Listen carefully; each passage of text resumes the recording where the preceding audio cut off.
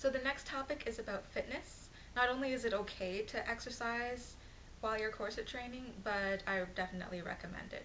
If you're corset training 24/7 and you're not getting any exercise in your torso, then you will get some muscle atrophy. Your spine isn't going to break or anything like some people tell you, but you will get some muscle weakness and you will start to feel uncomfortable without your corset. And that is never a good idea, in my opinion. I don't exercise in my corset.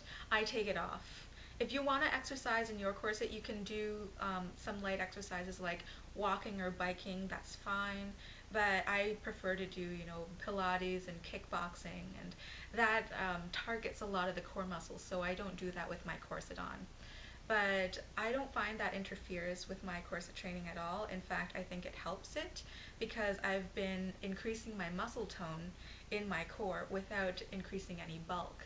And I found that I've been able to reduce my inches faster in my waist training than without the exercise at all.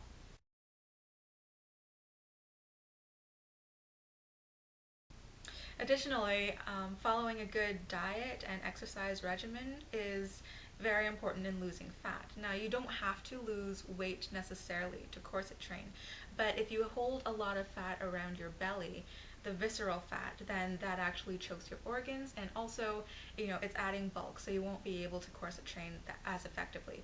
I don't care if you have a lot of subcutaneous fat on your arms or your legs or anything like that.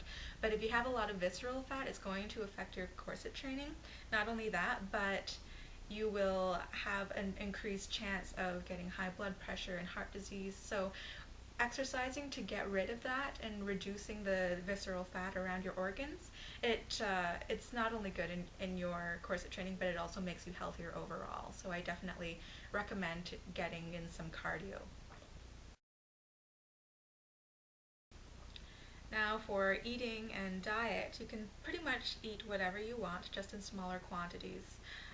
Corseting presses down on your stomach, so you get full faster. You're not able to eat quite as much at one time.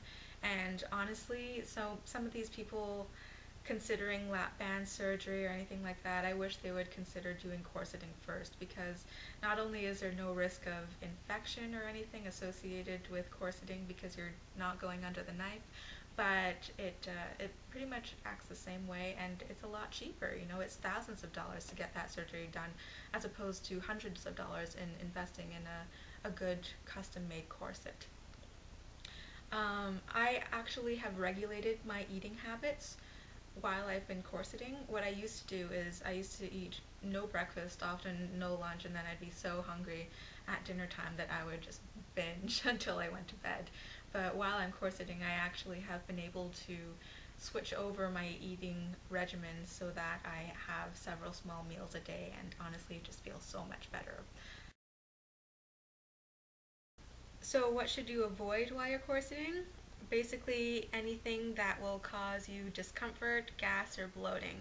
So first and foremost, fizzy drinks are out. You can sip on them slowly, but don't chug them if you're used to doing that, because the last thing you want are a lot of bubbles in your system when you're trying to reduce your overall volume. For me, milk and dairy products also cause problems, but I'm lactose intolerant, so that's nothing new.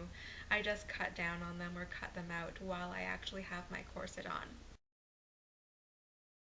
So in terms of fashion, what to wear over and under your corset. I personally do not like the feeling of wearing the corset right next to my skin. I like to have some sort of soft material between my skin and the corset. Um, Moreover, I do not buy corset liners. Not only are they usually running at about $20 per, but they're usually made out of polyester or lycra, something that doesn't breathe very well.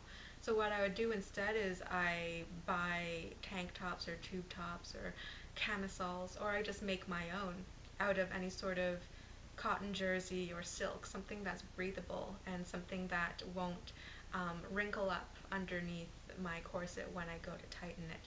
And I find that works fine for me.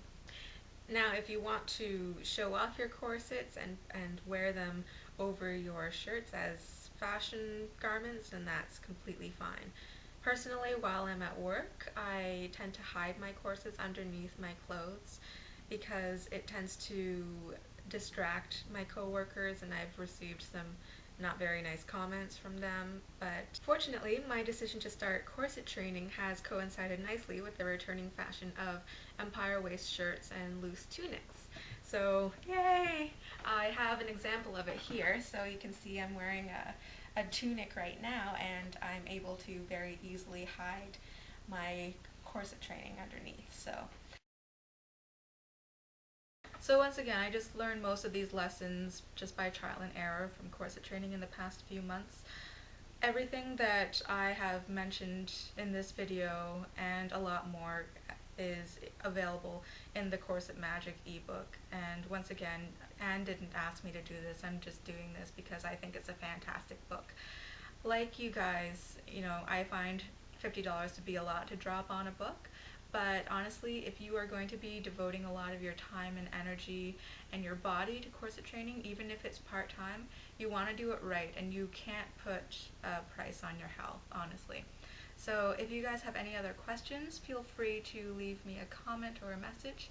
Until next time, happy corseting. Bye.